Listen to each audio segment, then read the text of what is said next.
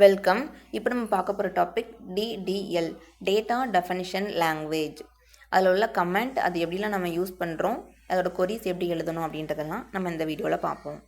இப்போ DDL அப்படின்றது வந்து எதுக்கு ஃபஸ்ட்டு யூஸ் பண்ணுறோம் அப்படின்னா, நம்ம யூஸ் பண்ண போகிற டேபிளை க்ரியேட் பண்ணுறது, டேபிளை அப்டேட் பண்ணுறது, அதோட ஸ்ட்ரக்சர் எல்லாத்தையுமே சேஞ்ச் பண்ணுறது, இப்படி டேபிளை பற்றின ஸ்ட்ரக்சர் எல்லாமே சேஞ்ச் பண்ணுறதுக்கு தான் இந்த DDL நம்ம யூஸ் பண்ணுறோம். இதில் வந்து எக்ஸாம்பிள் பாருங்கள். ஃபஸ்ட்டு வந்து க்ரியேட் கமெண்ட். ஓகே, க்ரியேட் அப்படின்ற கமெண்ட் எதுக்கு யூஸ் பண்ணுறோம்னா, நம்ம ஒரு டேபிளையோ இல்லை ஒரு டேட்டா பேஸையோ க்ரியேட் பண்ணுறதுக்கு தான் க்ரியேட் அப்படின்ற கமெண்ட் யூஸ் பண்ணுறோம். Okay, create table or database. அதோட கொரி எப்படி இருக்குன்னா, க்ரியேட் அப்படின்றது இதோட கீவேர்டு. க்ரியேட் போட்டு இங்கே டேட்டா பேஸை க்ரியேட் பண்ணுறதா இருந்தால் க்ரியேட் டேட்டா பேஸ்ன்னு போட்டு நம்ம என்ன நேம் வந்து டேட்டா பேஸ்க்கு வைக்கணும்னு நினைக்கிறோமோ அந்த டேட்டா பேஸை கொடுத்துடணும். Okay, last semicolon. இப்போ நம்ம ஒரு டேபிளை க்ரியேட் பண்ணுறதா இருந்தால் சேம் அதே மாதிரி தான் க்ரியேட். இங்கே வந்து இது வந்து நான் இதோட எக்ஸாம்பிள் வந்து கீழே கொடுத்துருக்கேன். க்ரியேட் டேட்டா பேஸ் டெஸ்ட் அப்படின்றது வந்து டேட்டா பேஸோட நேம். ஓகே, இப்போ டேட்டா பேஸ் க்ரியேட் பண்ணியாச்சு. எப்போவுமே ஒரு டேபிள் க்ரியேட் பண்ணுறதுக்கு முன்னாடி டேட்டா பேஸ் க்ரியேட் பண்ணணும்.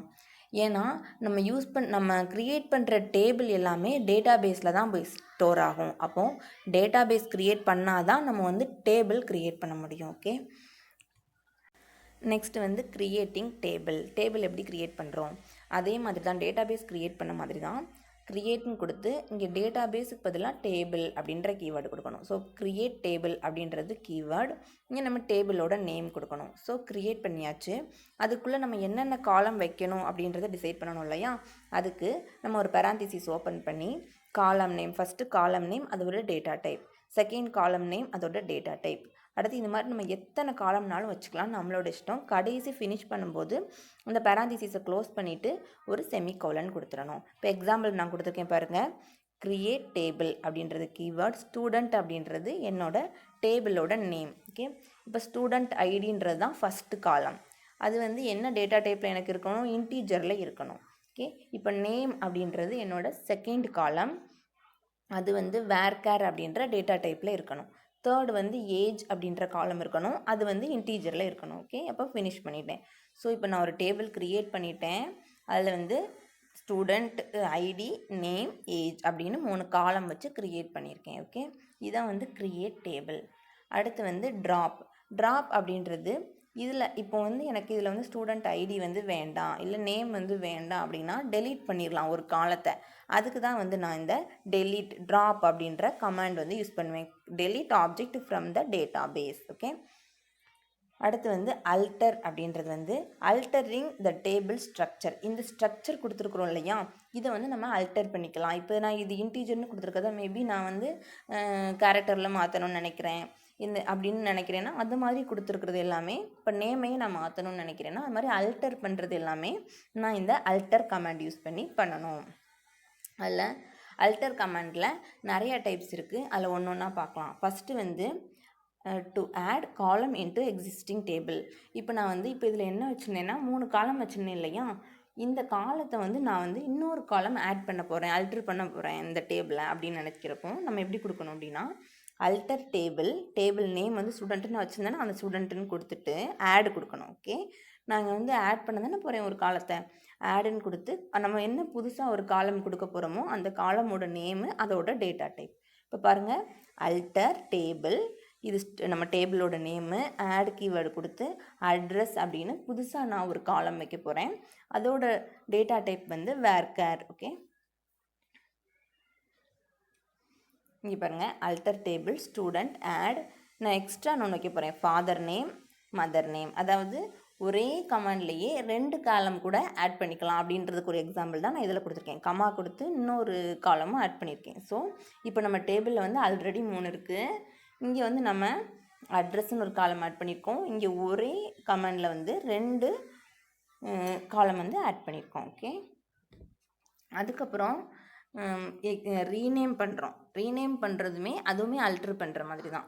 அது பாருங்கள், அல்டர் டேபிள் எந்த டேபிளோட நேமை நம்ம அல்டர் பண்ண போகிறோமோ அந்த டேபிளோட நேம் ரீநேம்னு கொடுத்து நம்ம old name to new name கொடுக்குறோம். ஓகே, இப்போ பாருங்கள், அல்டர் டேபிள் ஸ்டூடெண்ட்ன்றது நம்ம டேபிளோட நேமா, ரீநேம் என்ன கொடுக்குறேன் பாருங்கள், அட்ரஸ் அப்படின்னு நம்ம கொடுத்துருக்குறோம். இதுக்கு முன்னாடி அட்ரஸுக்கு பதிலாக எனக்கு லொக்கேஷன்னு கொடுங்க அப்படின்னு சொன்னோம்னா அந்த காலத்தோட நேம் வந்து அட்ரஸுக்கு பதிலாக லொக்கேஷன் அப்படின்னு சேஞ்ச் ஆயிரும். அதுக்கப்புறமா to change the data type, மூணாவது நம்ம இப்போ இந்த நேமை மாற்றியாச்சு, டேட்டா டைப்பை எப்படி மாற்றலாம், அதை எப்படி ஆல்டர் பண்ணலாம் அப்படின்னா, இப்போ பாருங்கள், அல்டர் டேபிளோட நேமு மாடிஃபை அப்படின்ற கீவேர்டு தான் யூஸ் பண்ண போகிறோம். இப்போது ஸ்டூடெண்ட் அப்படின்றது நம்மளோட டேபிளோட நேமு, மாடிஃபை என்ன மாடிஃபை பண்ண போகிறோம்னா அட்ரஸ் அப்படின்ற காலத்தோட வேர்க்கார டேட்டா டைப் வந்து நம்ம இங்கே 300, நம்ம ஆல்ரெடி வந்து 200 வச்சுருந்தோம் அதோட ஸ்பேஸு, இங்கே வந்து 300 அப்படின்னு சேஞ்ச் பண்ணியிருக்கோம். ஸோ அட்ரஸோட நம்ம டேட்டா டைப்போட ஸ்பேஸ் வந்து நம்மளுக்கு 300ன்னு சேஞ்ச் ஆயிரும். ஓகே, அடுத்து ஃபோர்த் வந்து டு ட்ராப் த காலம் ஃப்ரம் த டேபிள். இந்த டேபிளில் எனக்கு இந்த காலம் வந்து வேண்டாம் அப்படின்னு நினைக்கிறோம் அப்படின்னா அப்போ ட்ராப் அப்படின்ற கமாண்ட் யூஸ் பண்ணணும். அல்டர் டேபிள் அதே மாதிரி சேம் இங்கே ட்ராப் கமாண்ட் யூஸ் பண்ணுறோம். இங்கே பாருங்கள், ஸ்டூடெண்ட்ன்றது நம்ம டேபிளோட நேமு, ட்ராப் அட்ரஸ், அவ்வளோதான். ஒன்றுமே கொடுப்பேன் நான் ட்ராப்னு கொடுத்து நம்மளுக்கு எந்த காலம் வேண்டாமோ அந்த காலத்தை மட்டும் உள்ள நம்ம பேரந்திசிஸ்குள்ளே கொடுத்துட்டோம்னா அப்போ நம்மளுக்கு அட்ரஸ் அப்படின்ற காலம் வந்து ரிமூவ் ஆயிரும்.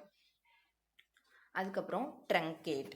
இப்போ நம்ம பார்த்தது எல்லாமே அப்டேட் அல்டர் கமாண்ட் இருக்கு இல்லையா, அதில் தான் வந்து 4 டைப்ஸ் பார்த்துருக்கோம். அல்டர் கமாண்டில் ஃபஸ்ட்டு க்ரியேட் பார்த்தோம், தென் அதுக்கடுத்து ட்ராப்பு, தென் மூணாவதாக பார்த்த அல்டரில் தான் இப்போ நம்ம 4 டைப்ஸ் பார்த்துருக்கோம்.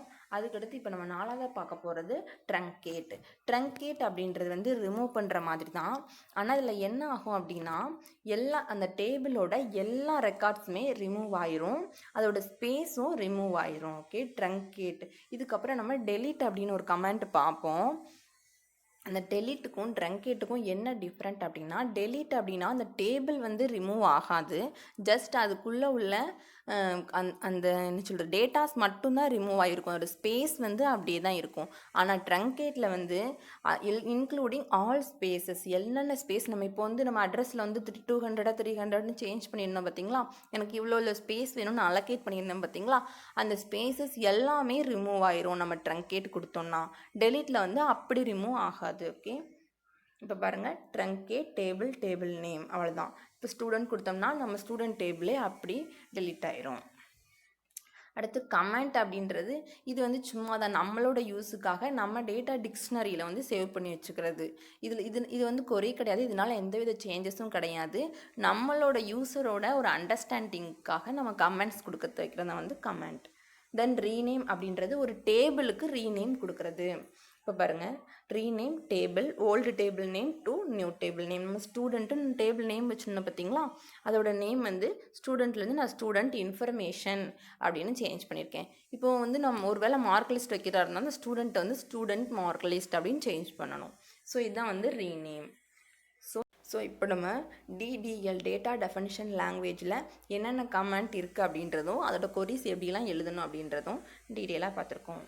தேங்க்யூ.